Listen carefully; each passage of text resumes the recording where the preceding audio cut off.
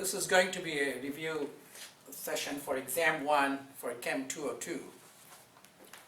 Let me go over the type of problem you'd expect in the exam. One of the questions would be on electron configurations.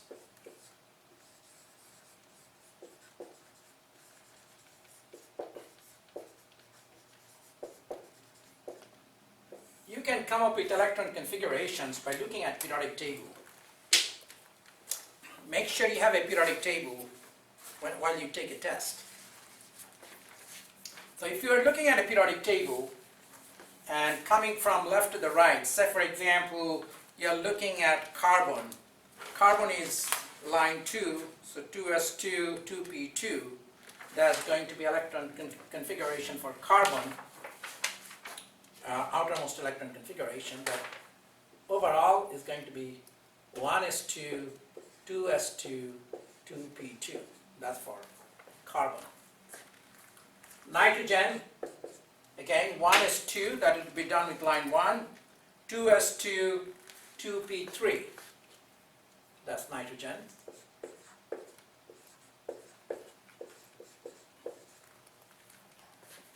Oxygen is going to be 1s2, you're done with line 1, 2s2, 2p4. This is how you count, 2s2, the first two columns, s1, s2, then on the right, 1, 2, 3, 4, that's 2p4.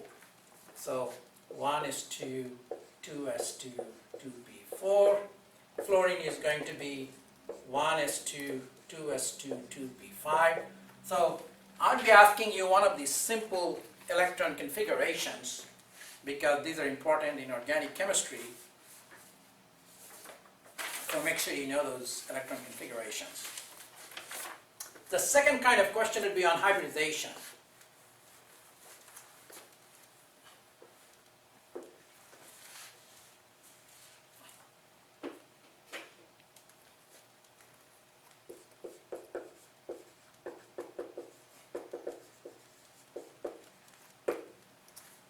Hybridization and angles.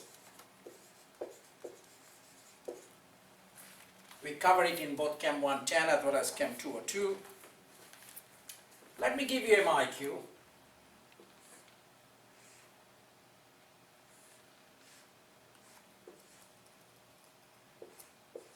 Quite often we give a skeletal structure like this without showing explicitly all the hydrogens.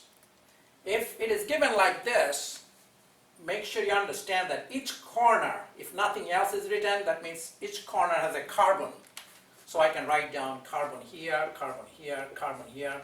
That may help me to understand this problem. Now, carbon must have 4 bonds. It's a neutral compound, so I have only 1 bond shown. So 3 other bonds are with hydrogen. So it's kind of implied. Whenever you have just 1 carbon shown, that means you have rest hydrogens, so that overall you have 4 bonds. Now this carbon has 2 bonds, so that means it has 2 other hydrogens. This carbon has 2 hydrogens. This carbon already has 4 bonds, because there are 2 bonds here, 3rd bond here, and 4th bond here. So there is no hydrogen attached to this carbon. And this oxygen has hydrogen bonded to it, and rest to be electron pairs, 2 pairs sitting on oxygen. So keep that in mind. So even when I don't show you explicitly hydrogens, but keep this in mind, you can always write down those hydrogens depending upon whether you have carbon, nitrogen, or oxygen. So let me repeat this. For neutral compound, carbon must have 4 bonds, and oxygen would have 2 bonds and 2 pairs of electrons, and nitrogen, again in neutral compound, would have 3 bonds and a pair of electrons. Now let's go over hybridization and angles. That carbon, if I want to know what kind of hybridization you have in that carbon, let's go over first the method. First write down S, Px, Py, Pz.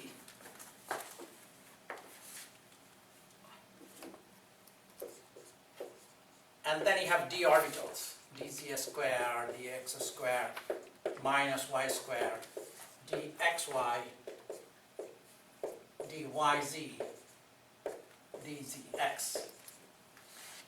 Now this is the orbital that you need to use in hybridization. Now if I have 4 bonds, that means I have 4 pairs of electrons. Basically be counting pairs of electrons. In this case it just happened that all these pairs of electrons are bonded. So I have 4 bonds, means 4 pairs of electrons around that carbon.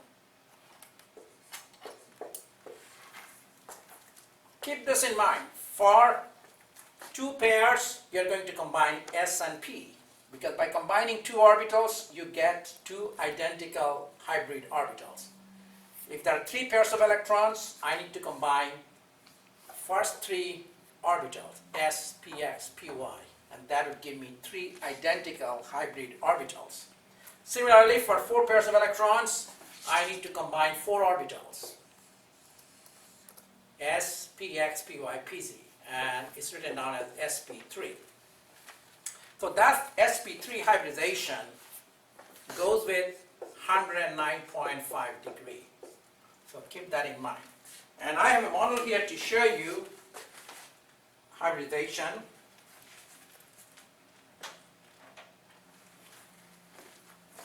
This is sp3 hybridization that gives tetrahedral geometry, and so it really looks like this. If I have a central atom, if I want to write down only the electron pairs, that's how it's going to look like. And these are 109.5 degree. So answer to this question is, this carbon has sp3 hybridization, and the angle is 109.5 degree.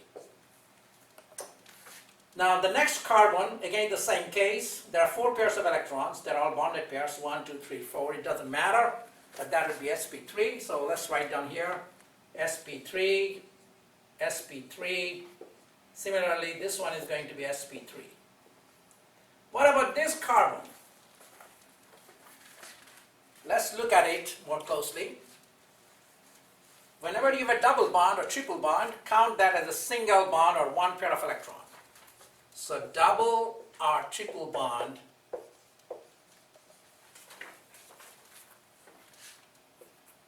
count as a single bond. Single bond or 1 electron pair.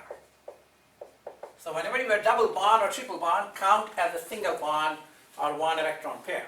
Now let's count here. These 2 bonds would be counted as 1 electron pair. So 1 pair, 2 pair, 3 pairs. So this carbon you're going to treat as if there are 3 pairs of electrons. For 3 pairs of electrons, you need to combine 3 orbitals altogether. And those 3 orbitals are going to be 1, 2, and 3. Always in hybridization start with S. So this is going to be sp2 hybridization when we have 3 pairs. And sp2 hybridization goes with 120 degree angle. So it would look like this if you are looking around that carbon. So here you have oxygen and hydrogen, and here you have carbon and other things. So this angle is 120 degree, and hybridization is sp2. So make sure you know these hybridizations and angles. Let me give you another one so that you can predict hybridization in all different types of molecules.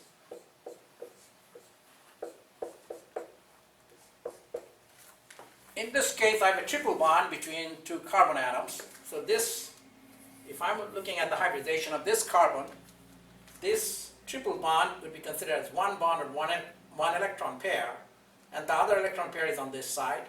So you'd be counting as if there are 2 pairs of electrons. 2 pairs of electrons means I need to combine only 2 orbitals. When you combine 2 orbitals, you end up with 2 hybrid orbitals. So this is sp, it would be the hybridization in this case. And sp hybridization would go with 180 degree angle. So this angle is going to be 180 degree. Similarly, this carbon would also have sp hybridization. So there, this is sp, this is sp, so the angles are 180 degree.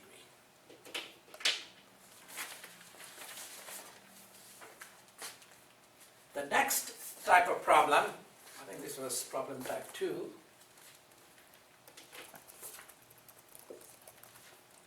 Next type of problem, I'll give you a number of structures, some of which would not be acceptable. Remember I said that carbon must have 4 bonds. If you see the carbon has 5 bonds, that means something is wrong there. So you'll get a structure like those so that you recognize which one is the right structure and which one is wrong.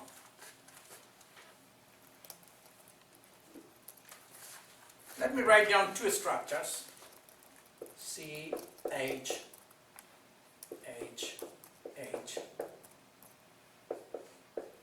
H, H, C, and the next one is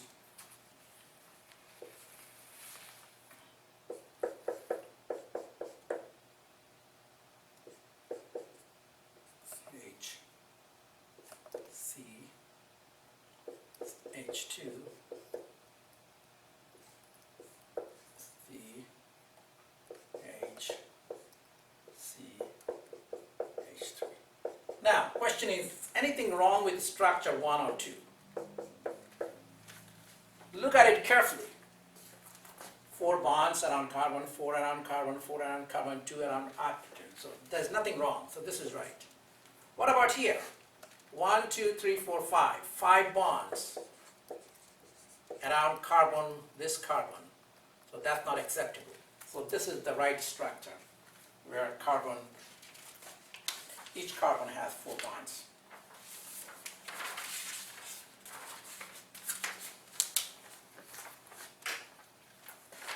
The next type of problem has to do with acidic and basic properties and the reaction.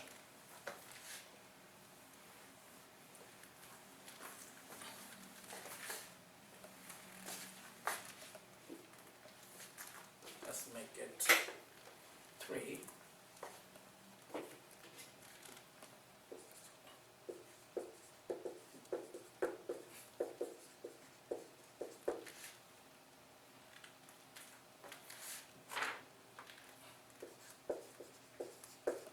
Acidic and basic reactions. Now I got this problem from the book, chapter 1, number 58.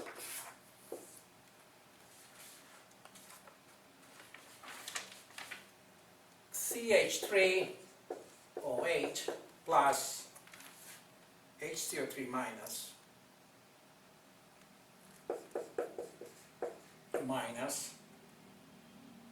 giving CH3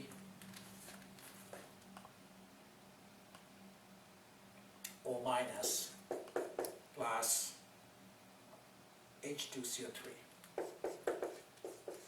And pKa values are given. pKa for CH3OH, let's write down that on the bottom. For CH3O is 15.5. And pKa for H2CO3 is 6.4. Question is, can this reaction happen along this direction? Along this direction means CH3OH reacting with HCO3 minus, forming this and this. Answer is no. Why? A smaller pKa means a stronger acid. So this is a stronger acid. That means if this is the stronger acid, it would like to donate its H plus to this molecule. In other words, it would rather favor opposite reaction. So in answer to answer this question that's in the book, you should say no, such reaction is not going to happen. What would happen if I switch the reaction? Switch means product becomes reactant, reactant becomes product, then it's going to be spontaneous reaction. So that means this is something that a new question, let's put it as new question. It's not from the book. The top part is from the book. My new question is just the reverse reaction. H2CO3 plus CH3O minus giving HCO3 minus plus CH3OH. So let's put down all these pKa values. Equals to 6.4 for H2CO3. For CH3OH, equals to 15.5. Now the question is, can this reaction happen? Answer is yes. The stronger acid is H2CO3. That means it can donate its hydrogen, acidic hydrogen, quite readily to the base, CH3O minus, so that this reaction would happen. So this is a stronger acid and this is a weaker acid. So I'll give you a reaction like this and ask you to identify stronger and weaker acid based on pKa value. So keep in mind, a smaller pKa means a stronger acid. Larger pKa means weaker acid. A stronger acid means is the substance that wants to donate H plus quite readily. Now, what else I can ask here? Like I can ask you, which one is the stronger base? So I can ask you strong acid, weak acid. From pKa value, you can get that answer quite quickly. Stronger acid would be H2CO3. Weaker acid is CH3OH. What about the strong base and weak base? The strong base is the one that absorbs hydrogen. Since this is picking up hydrogen and becoming CH3OH, so this must be the strong base. So CH3O minus is the stronger base. And this one is the weaker base. HCO3 minus the weak base. The alternative way, once I know the stronger acid, then obviously is conjugate acid. Conjugate base is going to be the weaker base. So this is a stronger acid. If I get rid of hydrogen to get conjugate base, HCO3 minus, that would be weaker base. And the weaker acid, if I get its conjugate base by knocking off its hydrogen, then that's going to be a stronger base. So this is a stronger base. This is a weaker base. So either way, you come up with the same answer. So either knowing the stronger acid and its conjugate base would be the weaker, and weaker acid would have a strong conjugate base.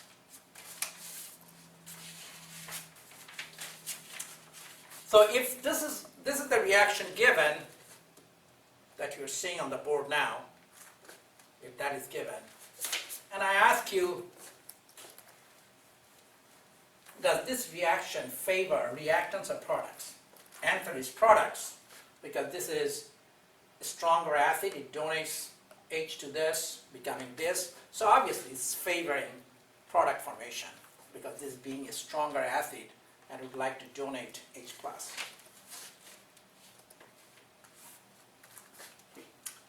Next type of problem has to do with type of carbon you have in a compound. 1 degree, 2 degree, 3 degree, or 4 degree carbon.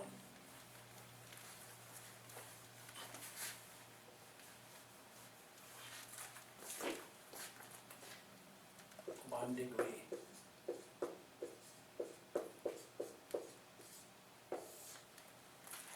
So I'll give you a skeleton structure. A skeleton structure means mostly you see no labels of carbon shown or hydrogen shown. And you should be able to find out what kind of carbon you have. Is it 1 degree, 2 degree, 3 degree, or 4 degree? Let me draw one such a structure so you know what I mean. This is one skeletal structure. At the beginning it could be confusing, but let me remind you, if nothing is shown other than these sticks at each corner stick in one carbon. So this is one carbon, at the corner one carbon, one carbon, one carbon. So this is the structure given. Now rest are hydrogen. There'll be 3 hydrogens here because carbon must have 4 bonds. There are 3 bonds, so there'll be 1 hydrogen here, 2 hydrogens here because there are 2 bonds, 3 hydrogens here, that makes 4 bonds, 3 hydrogens here. So this is pretty implied that you must have rest hydrogens so that carbon has 4 bonds. Now, what is 1 degree, 2 degree, 3 degree, or 4 degree carbon? 1 degree means one other carbon is bonded. So if this is the carbon I'm looking at with asterisk, there is only one other carbon bonded, and we call it 1 degree carbon. Now if there are 2 other carbons bonded with 2 degree, 3 degree, now let's focus on this carbon. How many other carbons are bonded? 1, 2, 3.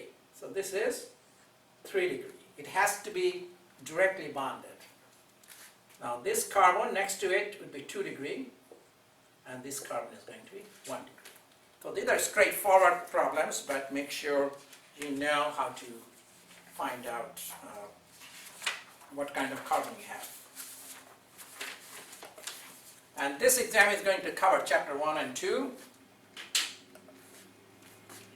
Next, I'll give you a skeletal structure, and you need to get molecular formula out of that.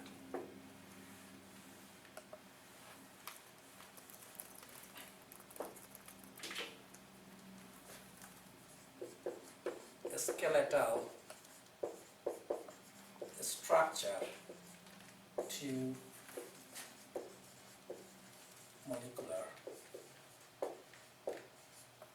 formula. This is I picked from the book, chapter 2, problem number 15, and A. This is pyridine. They have given you like this. Now, this corner they are showing nitrogen. That means instead of carbon, you have nitrogen. And single bond, double bond, single bond, double bond. That's all you have here. This carbon has a pair of electron. Now we need to get, this is the skeletal structure. Hydrogens are not explicitly shown. Now how do I find out those? Each corner has a carbon. So let's write down carbon, carbon, carbon, carbon, carbon. So when you take the test, make sure you write down on a piece of paper. That way there won't be any chance of making mistakes. Now this has 3 bonds. 1, 2, 3. So that means 4th one would be due to hydrogen. Similarly, this has 3 bonds. 1, 2, 3. So 4th one would be hydrogen. 4th one would be hydrogen. The 4th one would be hydrogen. 4th one would be hydrogen. Okay. Now I explicitly wrote down all these hydrogens. Now nitrogen would not have anything else because it already has 3 bonds and a pair of electrons. So normally nitrogen would have 3 bonds and a pair of electrons, carbon 4 bonds, oxygen 2 bonds and 2 pairs of electrons. Okay, now I can write down formula 1, 2, 3, 4, 5. I have 5 carbons, so C5. Hydrogen 5, 1, 2, 3, 4, 5, hydrogen 5, and 1 nitrogen. So that's the molecular formula from skeletal structure. So there will be one question given to you on this. Sometimes some of the hydrogens are explicitly shown, sometimes they are not shown. But if it's not shown, make sure you account for 4 bonds and fill in with hydrogen. And each corner, nothing is shown on the corner, assume that carbon is there.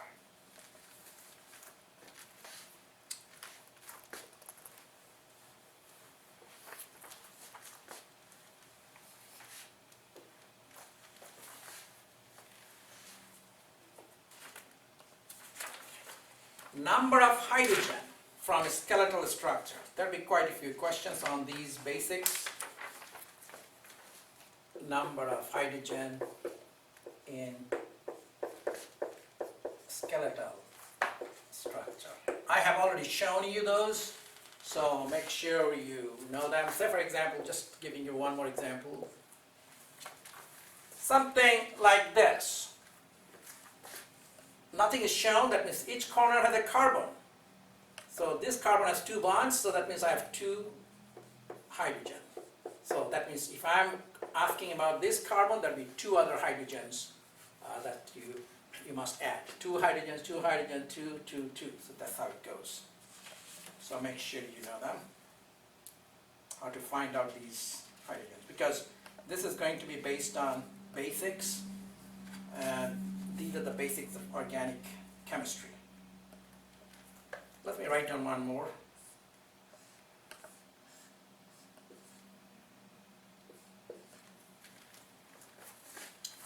Again, this is carbon, carbon, carbon, carbon. This oxygen has 1 bond. Since this is neutral, so I must have another hydrogen in here, and 2 pairs of electrons. That's it, that's it. We are done. And rest are carbon, carbon with 3 hydrogens, carbon, because you have to account for 4 bonds. This carbon with 2 hydrogens, carbon with 2 hydrogens, this carbon, no other hydrogen because it's already 4, and that's it. So that's how we can find out missing hydrogens.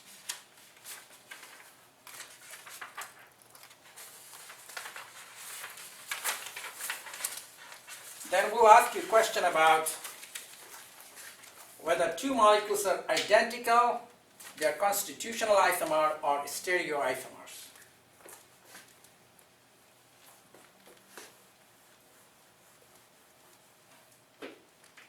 So,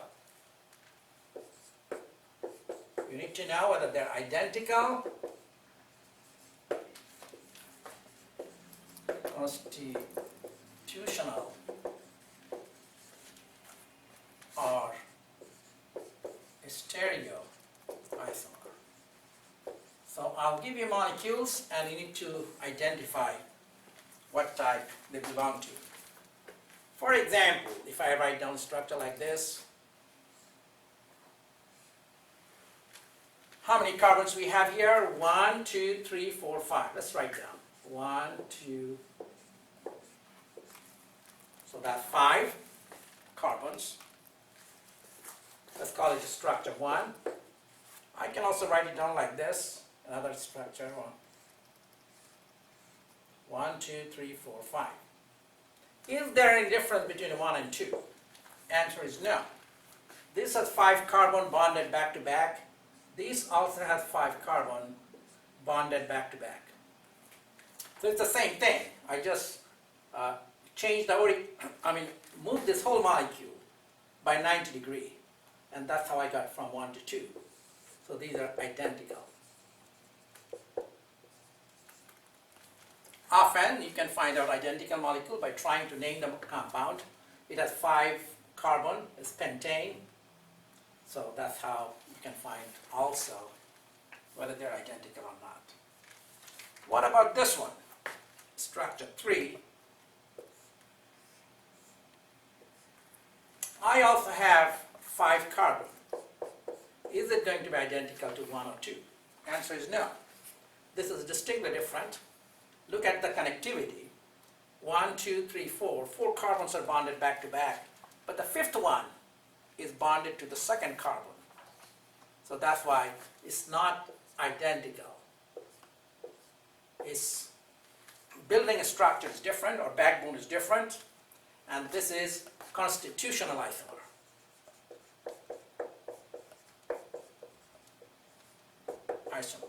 So if you think about 1 and 3, they are constitutional isomers. Still they're isomers having the same formula. That's why they're isomers. Isomers always have the same formula. Now, so these are about identical and constitutional isomers. What about stereoisomers? I'll first give you the example and then explain to you. This is CH3, CH3, H, H. Let's call it 4. And next one, C double bond C, CH3, CH3, H, H. Let's call it 5. How are they different? Are they constitutional isomers? Answer is no. Look at their building structure or backbone. It's the same thing. Carbon, carbon, carbon, carbon, carbon, carbon. So if you try to name it, without considering the orientation of these differences in orientation, it would have the same name. But there is a subtle difference.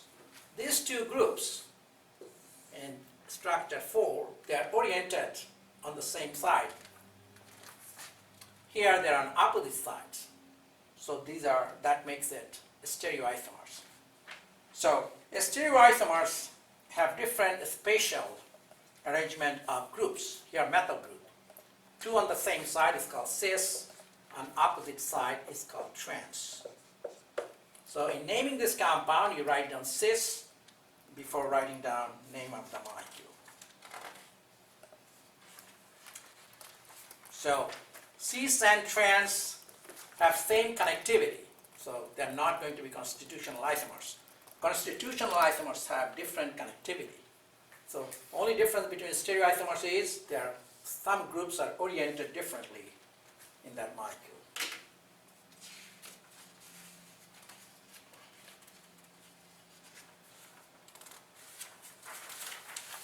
As I've shown you here about cis and trans, there'll be a question on that. If there is a single bond, there is no cis or trans. So for example, I have one methyl group here, another methyl group here. There is no cis or trans because of the free rotations. I think I lost one. I should have one more. Okay. It can freely rotate, even though this looks like cis, but truly it's not cis. You can easily rotate this going from cis to trans. For example, these two red are on the same side. There's a all single bond. It looked like a cis. And this looks like trans, but truly it's neither cis nor trans because of the single bond. It can rotate freely. So if you can interconvert one to the other without breaking a bond, then it's not a cis or trans. So in brief, if there is a single bond, there is no cis or trans. If there is a double bond, it can't rotate freely. Then and only then you can expect cis or trans. Or you have a ring compound. Then also you'd expect cis or trans. Let me show you one ring compound.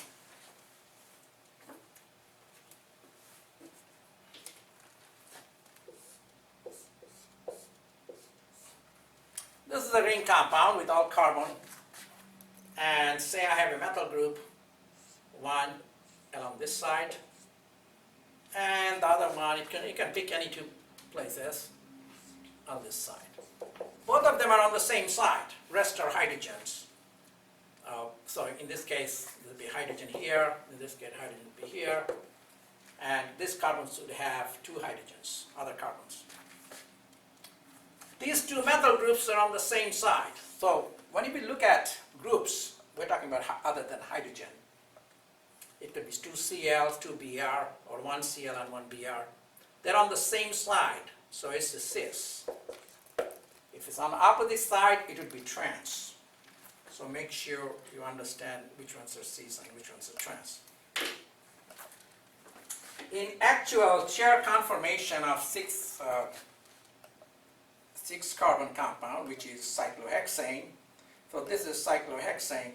If 2 groups are on the same side, look at these 2 groups. They are projected both are downward along the same direction, and that's cis. So make sure we recognize the difference between cis and trans.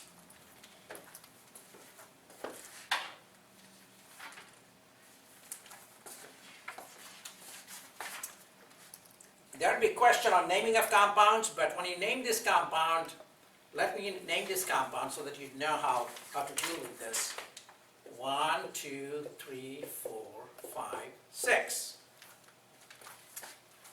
This is 1,3,1,4 dimethyl. So normally, first forget about cis trans. Just write down 1, 4, And there are two methyl groups, dimethyl. Then this is a cyclic structure, cyclo, and how many are we have in this ring structure? 6. So it will be cyclohexane.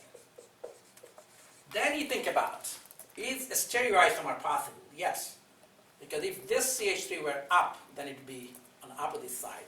So in this case, you must say whether it's cis or trans. So in this case, cis. So cis 1,4-dimethyl cyclohexane. And by the way, you should also know those substituent groups. CH3 is methyl. Similarly, you may have ethyl, propyl, butyl, and then you need to know sec-butyl, T-butyl. So, for example, if I have something like this, C, C, C. This is propyl, and here is the attachment to the longest chain. This is called isopropyl. And sec and iso, in case of propyl, should have been the identical thing, but scientists call it by isopropyl. Similarly, for butyl, we'd have something like this. This is the long chain. This is the butyl.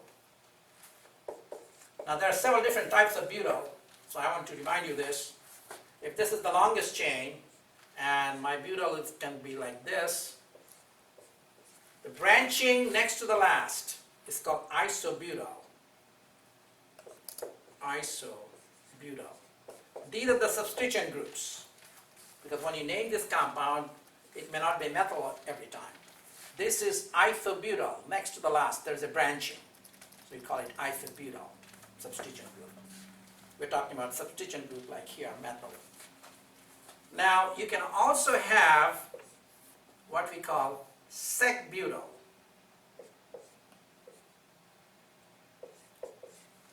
This is secondary. This carbon is bonded to two other carbon. So this will be sec or secondary butyl. And then there is one more butyl. I want to show you, I don't have space here, so let's write down one more here. This is the longest chain, C, C, C, C. It's called T-butyl or tertiary butyl.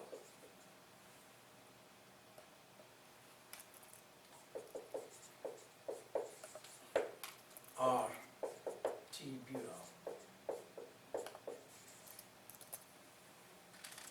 So make sure you know how to write down these substituent groups and their names.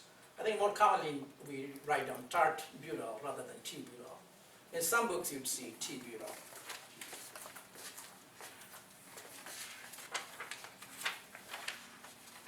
Next we are going to discuss about conformations and stability of different conformations.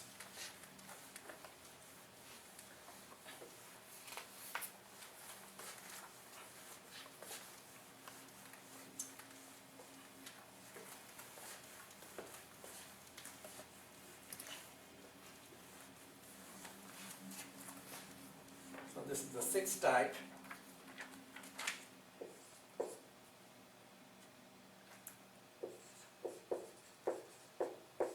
Stability of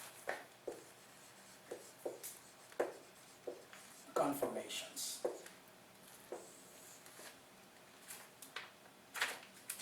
Now let me explain that to you by showing you the model and what is conformation.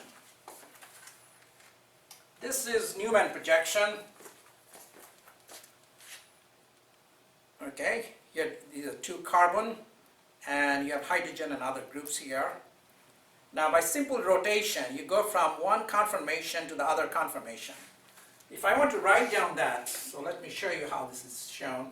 Let's assume that, just for simplicity, all are hydrogens and carbon. Those two central ones are carbon and rest are hydrogens. If that is the case, it's written down like this. That's Newman projection. So you'd be looking at this carbon. If you're looking at the carbon which is closest to you is shown with a dot. So that's the carbon. And the other bonds, these are the 3 bonds, 1, 2, 3. So those are the 3 bonds. And these are the bonds on that carbon at the back. So these are the all bonds that you see. So this is the carbon at the back, the circle one. Dot is the front carbon, and rest of the bonded atoms. Let's assume that I have one methyl group here, and for the back carbon I have, say, one methyl group and, say, other iodine,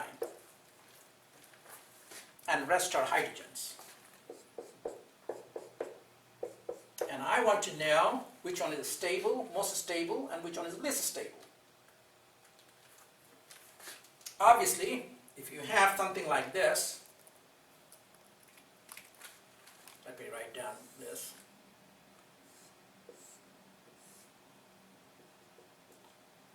Two CH3 facing each other,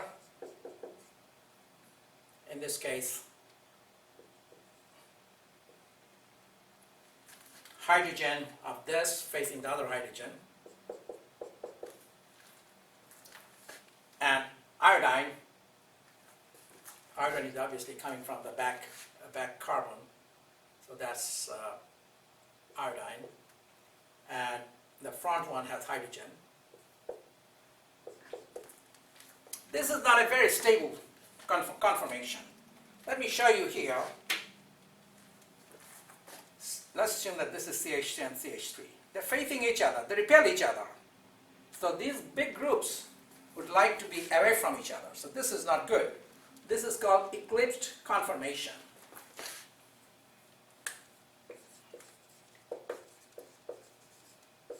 And that's unstable because big groups can't face each other. They try to be away from each other.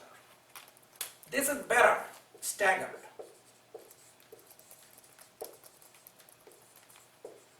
That's more stable.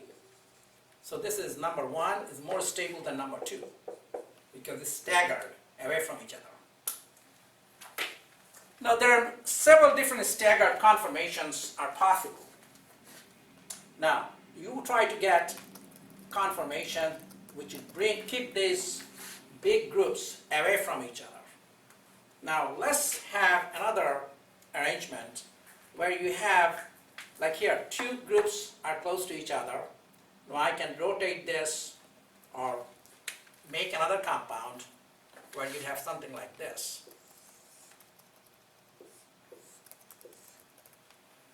The next one is also going to be a conformation, one of the conformations, CH3, then CH3, I, and rest are hydrogen. Is it stable, even though this is staggered? Compared to one, it is not more stable. Look at these three groups. They're pretty close to each other. Less stable than two. But more stable, less stable than one. Less stable than one because these three groups, these three big groups, are pretty close to each other. So among these three, one is best. This is the most stable. Two is least stable. So I'll be giving you a structure like this, and I would ask you to compare their stability. So basically, this is the worst kind, where they're eclipsed, they're facing each other. So one of those is staggered would be better, but then you try not to have all these big groups close to each other. So let's put it this way. But that's the best possible structure you can get.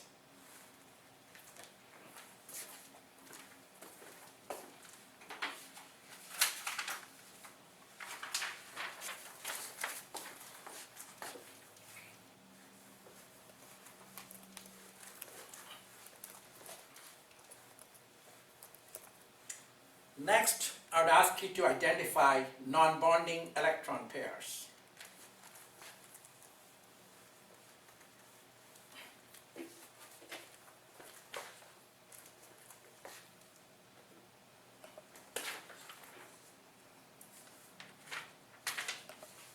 So I'll give you a molecule without showing electron pairs, then you need to find out how many non-bonding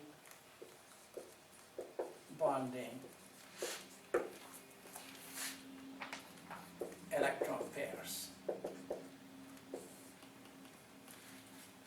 Let me draw a skeletal structure and see whether you can find out non-bonding electron pair in that structure.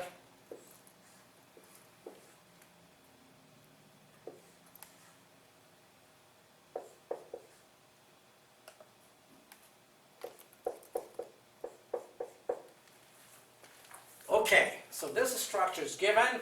Say I want you to find out non-bonding electron pair on nitrogen. Remember, nitrogen, oxygen, all of them would like to have 8 electrons. 2, 4, 6, so I have 1 pair electron. So non-bonding electron pair on nitrogen, non-bonding electron pair for nitrogen is 1. So keep this in mind. Nitrogen, again, this also matches what I've been saying, 3 bonds and a pair of electrons. Now oxygen, 2 bonds, that makes 4, 5, 6, 7, 8. So oxygen has non-bonding electron pair 2. So same is the case with this oxygen, we have 2, 4, 6, 8. So there are 2 non-bonding electron pairs. So make sure you understand that. And there is no non-bonding electron pair on carbon. It has 3 hydrogens. So this has 8 electrons. So carbon has 0 non-bonding electron pairs. Non-bonding means they're not used up in bonding. And there'd be a question like this where you identify non-bonding electron pairs in a molecule.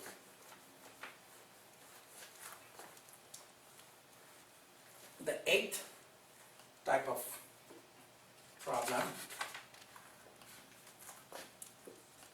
is going to be like this. I'll give you a series of acids. Let's name it as HA. These are now hypothetical acids. HB, HC. And I'll give their pKa values. Remember, pKa is minus log of Ka value. The smaller pKa means a stronger acid.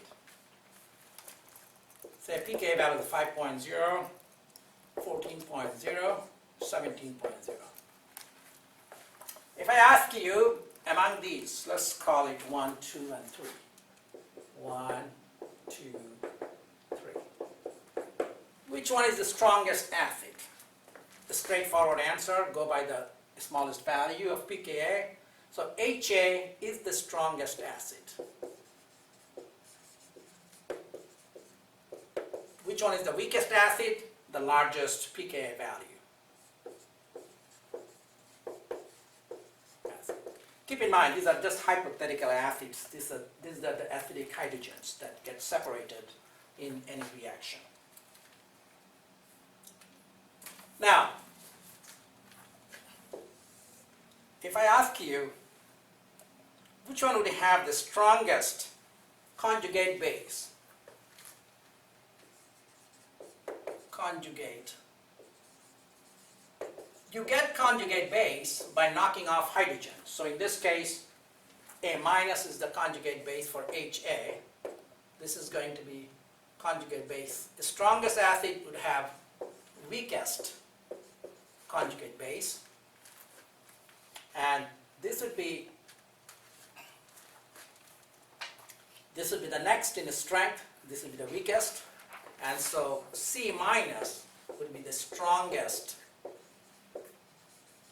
conjugate base. So keep this in mind.